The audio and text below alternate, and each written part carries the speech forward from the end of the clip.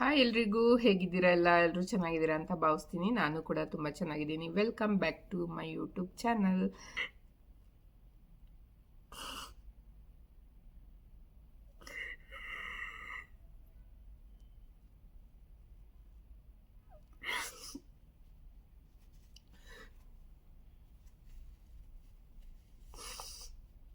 ಈಗೇನೇ ಕಷ್ಟ ಬಂದ್ರೂ ಫೇಸ್ ಮಾಡೋಣ ಆದರೆ ಆಗಲಿ ಅನ್ನೋದು ಮೈಂಡ್ ಸೆಟ್ ಇದೆ. ಬಟ್ ನಮ್ಮ ಹಸ್ಬೆಂಡ್ ಒಬ್ಬರೇ ದುಡಿಯೋದು, ನನಗೂ ಕೆಲಸ ಇಲ್ಲ, ಅದು ಒಂದು ಬೇಜಾರಿದೆ.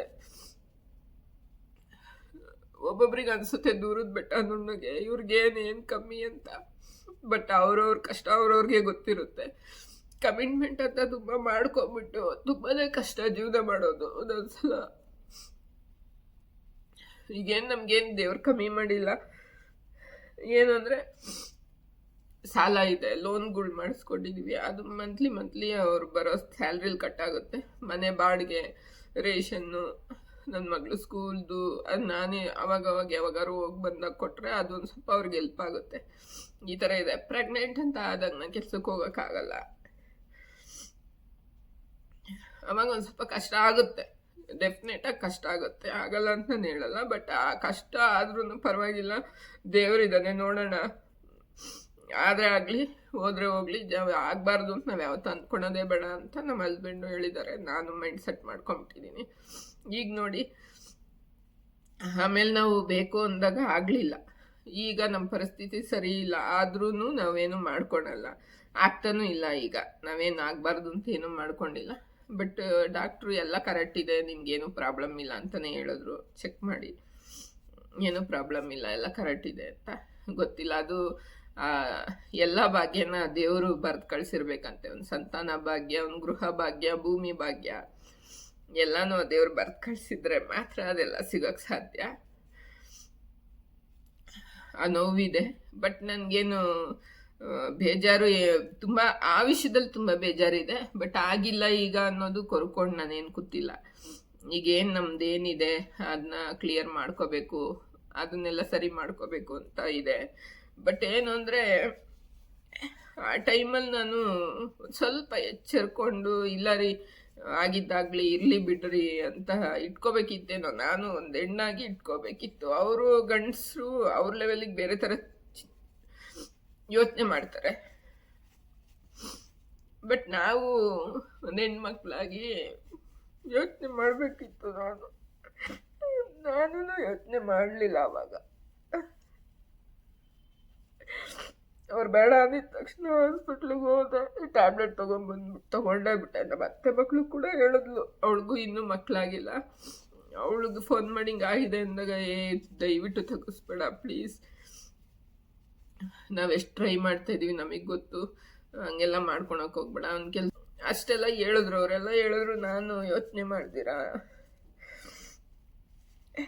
ಆ ಒಂದು ತಪ್ಪಿಗೆ, ಆ ಒಂದು ಶಿಕ್ಷೆಗೆ, ಅದಕ್ಕೆ ಮುಂಚೆ ಮಾಡಿದ್ದಕ್ಕೆಲ್ಲ ನನಗೇನೂ ಎಫೆಕ್ಟ್ ಆಗಿಲ್ಲ. ಬಟ್ ಈಗ ಅದೊಂದು ದೇವರು ಸೂಚನೆ ಹೇಳಿದ್ನಲ್ಲ, ತೆಂಗಿನಕಾಯಿ ಇದೆಲ್ಲ ಹೆಂಗೆ ಬಂದಿತ್ತು ಅಂತ, ಅದೇನೋ ದೇವರೇ ಸೂಚನೆ ಕೊಟ್ಟಿದ್ದು. ಒಂದು ದೇವರ ಸ್ವರೂಪದ ಮಗು ಅಂತ ಅನಿಸುತ್ತೆ. ಅದನ್ನು ನಾವು ಕಳ್ಕೊಂಡಿದ್ದು, ಆ ಶಾಪ ನಮಗೆ ಇವತ್ತಿಗೂ ತಟ್ತಾ ಇದೆ. ದಯವಿಟ್ಟು ಅದನ್ನು ಯಾರು ಮಾಡ್ಕೋಬೇಡಿ.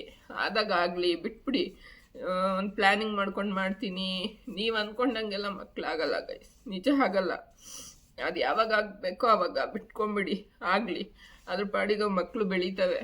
ನಿಮ್ಮ ಕೆಲಸ ನೀವು ಮಾಡ್ಕೊಂಡು ಹೋಗಿ. ಅಳಬಾರ್ದು, ಈ ವಿಡಿಯೋ ಮಾಡ್ಬೇಕಾದ್ರೆ ಅಳಬಾರ್ದು ಅಂತ ತುಂಬ ಅಂದ್ಕೊಂಡೆ. ಬಟ್ ಆದ್ರೂ ಅಳು ತಡೆಯೋಕ್ಕಾಗಿಲ್ಲ. ಎಲ್ಲ ಆದಷ್ಟು ಬೇಗ ನನ್ನ ಪ್ರಾಬ್ಲಮ್ಸ್ ಎಲ್ಲ ಕ್ಲಿಯರ್ ಆಗಲಿ ಅಂತ ನೀವು ಕೇಳ್ಕೊಳ್ಳಿ ಗೈಸ್, ಅಷ್ಟೇ. ಯಾರ್ಯಾರಿಗೆ ಇನ್ನೂ ಮಕ್ಕಳಾಗಿಲ್ಲ, ದಯವಿಟ್ಟು ದೇವರು ಎಲ್ಲರಿಗೂ ಒಂದೊಂದು ಮಕ್ಕಳು ಕೊಡಲಿ. ಎಷ್ಟೋ ಜನ ಮಕ್ಕಳಿಂದ ಇಲ್ಲ ಅಂತ ಕೊರ್ಗೋರಿದ್ದಾರೆ. ಇನ್ನು ಕೆಲವರು ಬೇಡ ಅಂದರೂ ಮಗುನ ಕೊಡ್ತಾನೆ ಆ ದೇವರು, ಅದನ್ನ ಬೀದಿಲಿ ಬಿಟ್ಟೋಗೋದು, ಮೋರಿಲಿ ಎಸ್ತೋಗೋದು, ಈ ಥರ ಎಲ್ಲ ಮಾಡ್ತಾರೆ. ಆ ಥರ ಎಲ್ಲ ಮಾಡಬಾರ್ದು. ಅದು ಈಗ ಗೊತ್ತಾಗಲ್ಲ, ಆದರೂ ಶಾಪ ಅಷ್ಟಿಷ್ಟು ಅಲ್ಲ, ತುಂಬ ಕೆಟ್ಟದದು ಶಾಪ ಮಕ್ಕಳು ವಿಷಯದಲ್ಲಿ. ಒಂದು ಎತ್ತಿರೋ ಮಗುನ ಸಾಯಿಸಿದ್ರೆ ಎಷ್ಟು ಕಷ್ಟ, ಎಷ್ಟು ಶಾಪ ಬರುತ್ತೋ, ಭ್ರೂಣ ಹತ್ಯೆನೂ ಅಷ್ಟೇ ಮಹಾಪಾಪ ಅಂತೆ. ಅದು ಡಬಲ್ ಶಾಪ ಬರುತ್ತೆ ಅಂತ ಅಷ್ಟು ಇಲ್ದಿರ ಹೇಳಿಲ್ಲ ಎಲ್ಲರೂ. ಅದೇನೋ ನನಗೆ ಅದು ಫೀಲ್ ಆಗ್ತಿರುತ್ತೆ, ಅವಾಗವಾಗ ಬೇಜಾರು ಮಾಡ್ಕೊತೀನಿ ಅದಕ್ಕೆ.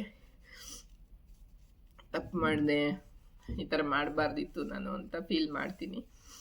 ಏನು ಮಾಡೋಕ್ಕಾಗಲ್ಲ, ಈಗ ಆಗೋಗಿದೆ. ಈಗ ನಾನು ಕೊರಗೋದ್ರಿಂದ ಅದು ಮತ್ತೆ ವಾಪಸ್ ಬರಲ್ಲ. ಮುಂದೆ ನಾನು ಏನು ಮಾಡಬೇಕು, ಯಾವ ಥರ ಒಳ್ಳೆ ದಾರಿಲಿ ನಡಿಬೇಕು ಅಷ್ಟೇ.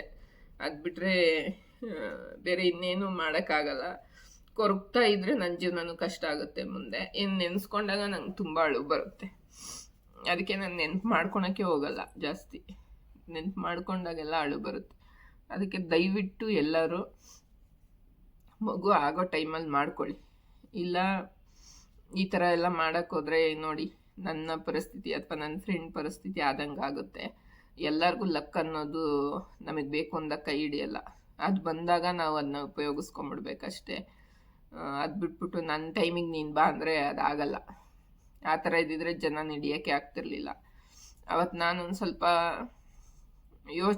ತುಂಬ ಯೋಚನೆ ಮಾಡಿ ನಿರ್ಧಾರ ತಗೊಂಡಿದ್ದಿದ್ರೆ ಇವತ್ತು ನಿಮ್ಮ ಹತ್ರ ಈ ವಿಷಯನೇ ಶೇರ್ ಮಾಡ್ಕೋತಿರ್ಲಿಲ್ಲ. ಆ ಮಗು ಬಗ್ಗೆ, ಆ ಮಗು ಹೇಗಾಯಿತು, ಆ ಪ್ರೆಗ್ನೆನ್ಸಿ ಜರ್ನಿ ಬಗ್ಗೆ ಶೇರ್ ಮಾಡ್ಕೊತಿದ್ನೋ ಏನೋ.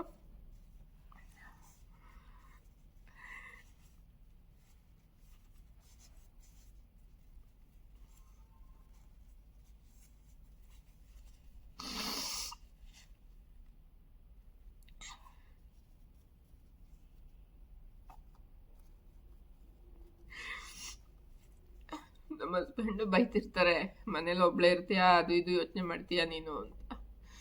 ನಾನೀಗ ಆಲ್ಮೋಸ್ಟ್ ಯೋಚನೆ ಮಾಡೋದು ಬಿಟ್ಟಿದ್ದೀನಿ. ಡೈಲಿ ಲಾಗ್ಸ್ ಬಗ್ಗೆ ನನ್ನ ಗಮನ ಹರಿಸ್ತಾ ಇದ್ದೀನಿ. ಹೇಗೆ ಮಾಡೋದು, ಏನು ಕಂಟೆಂಟ್ ಕೊಡಲಿ, ಯಾವ ಥರ ಮಾಡೋದು, ಅದ್ರ ಬಗ್ಗೆ ಜಾಸ್ತಿ ಥಿಂಕ್ ಮಾಡ್ತಾ ಇದ್ದೀನಿ. ಯಾಕಂದರೆ ಸುಮ್ಮನೆ ಬ್ಲೈಂಡಾಗಿ ಬ್ಲ್ಯಾಕಾಗಿ ಕುತ್ಕೊಬಿಟ್ರೆ ಮೈಂಡ್ ಬ್ಲ್ಯಾಕ್ ಮಾಡಿಕೊಂಡು ಏನೇನೋ ಇಲ್ಲದೆ ಇರೋ ಸಲ್ಲದೆ ಇರೋದೆಲ್ಲ ಮೈಂಡಿಗೆ ಬರುತ್ತೆ.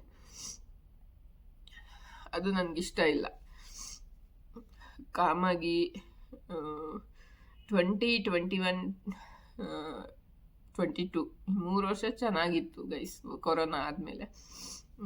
23ಇಂದ ಸ್ವಲ್ಪ 24 ಅಂತೂ ನನ್ನ ವಿಷಯದಲ್ಲಿ ಒಂಥರ ಏನಂತಾರೆ, ರಾಕ್ಷಸ ಇಯರ್ ಅಂತ ಹೇಳ್ಬೋದು. ಚೆನ್ನಾಗಿಲ್ಲ. ನನ್ನ ಜೀವನದಲ್ಲಿ 2024 ನನಗೇನು ಕೊಟ್ಟಿಲ್ಲ, ಎಲ್ಲ ಕಿತ್ಕೊಂಡಿದ್ದೆ.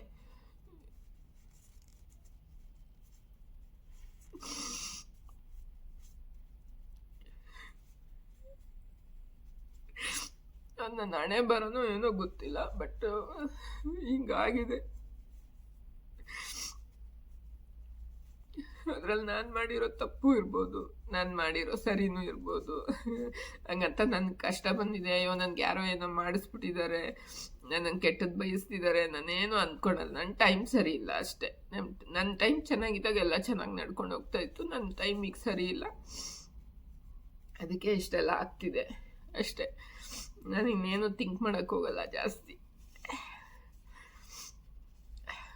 ಅವಾಗಂತೂ ರೆಗ್ಯುಲರಾಗಿ ನಾನು ಸರಿ ಅಬಾರ್ಷನ್ ಆಯಿತು, ಟ್ರೈ ಮಾಡೋಣ ಇನ್ಮೇಲೆ, ಆದರೆ ಆಗಲಿ, ಕಷ್ಟ ಆದರೂ ಪರವಾಗಿಲ್ಲ, ಆದರೆ ಆಗಲಿ ನಮ್ಮ ಮನೇಲಿ ಅಂದರು. ನಮ್ಮ ಹಸ್ಬೆಂಡು ಟ್ರೈ ಮಾಡಿದಾಗ ಒಂದು 7-8 ತಿಂಗಳು, 1 ವರ್ಷನೇ ಅಂದ್ಕೊಳ್ಳಿ, ಕಂಟಿನ್ಯೂಸ್ ಆಗಿ ಟ್ರೈ ಮಾಡಿದ್ದು. ಪ್ರತಿ ತಿಂಗಳು ನಾನು ಪ್ರೆಗಾ ನ್ಯೂಸ್ ತರೋದು. ಒಂದು ದಿನ ಪೀರಿಯಡ್ ಮಿಸ್ ಆದ್ರೂ ಏನೋ ಒಂಥರ ಖುಷಿ ತಿಂಗಳಾಗಿರ್ಬೋದೇನೋ. ಆವತ್ತು ನಾನು ಮನೆ ಚೇಂಜ್ ಮಾಡಿದ್ದೀವಿ, ಪ್ರೆಗ್ನೆನ್ಸಿ ಇದ್ದಾಗ ಐಟಮ್ಸ್ ಎಲ್ಲ ಎತ್ತಿದ್ದೀನಿ, ಅಷ್ಟು ಮೆಟ್ಲೆಲ್ಲ ತಿಳಿದಿದ್ದೀನಿ, ಊಟ ತಿಂಡಿ ಸರಿಯಾಗಿ ಮಾಡಿಲ್ಲ, ಸಖತ್ತು ಕಷ್ಟಪಟ್ಟಿದ್ದೀನಿ ಅವತ್ತು. ಅದಾದಮೇಲೆ ಒಂದು 2 ಡೇಸ್ ಬಿಟ್ಟು ಇನ್ನೂ ಪೀರಿಯಡೇ ಆಗಿಲ್ವಲ್ಲ, ನಾನು ಹಾಲುಗ್ಸೋ ದಿವಸನೇ ನಂದು ಇದ್ದಿದ್ದು.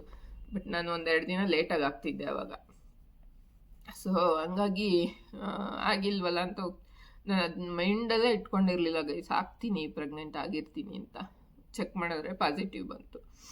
ಆಮೇಲೆ ಅದೆಲ್ಲ ಆಗಿ ಈಗ 1 ವರ್ಷ ಏನು ಟ್ರೈ ಮಾಡಿದ್ವಿ, ಅವಾಗೆಲ್ಲ ತಿಂಗಳ ಪ್ರೆಗಾ ನ್ಯೂಸ್ ತಂದು, ಒಂದಿನ ಪೀರಿಯಡ್ ಮಿಸ್ ಆದ್ರೂ ತಂದು ನೋಡೋದು. ಏನೋ ಒಂದು 1 ಇಯರ್ ಇದೆಯಲ್ಲ, ಅದು ನೋಡಿದಾಗೆಲ್ಲ ನೆಗೆಟಿವ್ ಬರುತ್ತಲ್ಲ, ಅದು ಮಾತ್ರ ಯಾವ ಶತ್ರುಗೂ ಬೇಡ.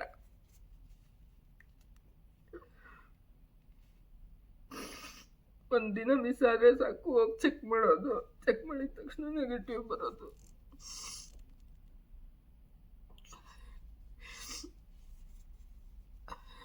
ಅದೊಂಥರ ಫೀಲಿಂಗ್ ಯಾರಿಗೂ ಬೇಡ ಗೈಸ್.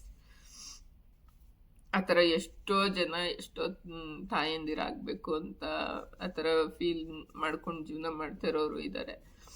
ಎಲ್ಲರಿಗೂ ಆ ದೇವರು ಆಶೀರ್ವಾದ ಮಾಡಿ ಯಾರ್ಯಾರು ಮಕ್ಕಳಿಲ್ಲ ಕೊರಗ್ತಿದಾರೋ ಅವ್ರಿಗೆಲ್ಲ ಒಂದೊಂದು ಮಗು ಭಾಗ್ಯ ಕೊಡಲಿ ಅಂತ ಕೇಳ್ಕೊತೀನಿ ಗೈಸ್. ಸೊ ಇಷ್ಟು ನನ್ನ ಒಂದು ಇದ್ರ ವಿಷಯದ ಬಗ್ಗೆ, ಒಂದು ಮಗು ವಿಷಯದ ಬಗ್ಗೆ ಒಂದು ವಿಡಿಯೋ ಮಾಡಬೇಕು. ಈ ವಿಡಿಯೋನ ನನ್ನ ಫ್ರೆಂಡು ಈ ವಿಷಯದ ಬಗ್ಗೆ ಮಾತಾಡಿದ್ದಕ್ಕೆ ನಾನು ವಿಡಿಯೋ ಮಾಡಬೇಕು ಅಂತ ಮಾಡಿದೆ. ನನ್ನ ವಿಷಯನೂ ಇದರಲ್ಲಿ ಶೇರ್ ಮಾಡ್ಕೋಬೋದು ಅಂತ. ನಿಮ್ಮೆಲ್ಲರಿಗೂ ಇಷ್ಟ ಆಗಿದೆ ಅಂತ ಭಾವಿಸ್ತೀನಿ. ಇಷ್ಟ ಆಗಿದರೆ ಲೈಕ್, ಶೇರ್, ಕಮೆಂಟ್, ಹಾಗೆ ಸಬ್ಸ್ಕ್ರೈಬ್ ಮಾಡೋದನ್ನ ಮರಿಬೇಡಿ. ಯಾರ್ಯಾರು ಸಬ್ಸ್ಕ್ರೈಬ್ ಮಾಡ್ಕೊಂಡಿದ್ದೀರಾ, ನನ್ನ ವಿಡಿಯೋ ನೋಡ್ತಾ ಇದ್ದೀರಾ, ದಯವಿಟ್ಟು ಸಬ್ಸ್ಕ್ರೈಬ್ ಮಾಡ್ಕೊಂಡು ನೋಡಿ. ಇನ್ನೂ ಯಾರ್ಯಾರಿಗೆ ಬೇರೆ ಥರ ಕಂಟೆಂಟ್ ವಿಡಿಯೋಸ್ ಬೇಕು ಅಂದರೆ ಕಮೆಂಟ್ ಮಾಡಿ, ನಾನು ಆ ರೀತಿ ವಿಡಿಯೋಸ್ನ ಮಾಡೋಕ್ಕೆ ಟ್ರೈ ಮಾಡ್ತೀನಿ ಗೈಸ್. ಎಲ್ಲರಿಗೂ ಧನ್ಯವಾದಗಳು.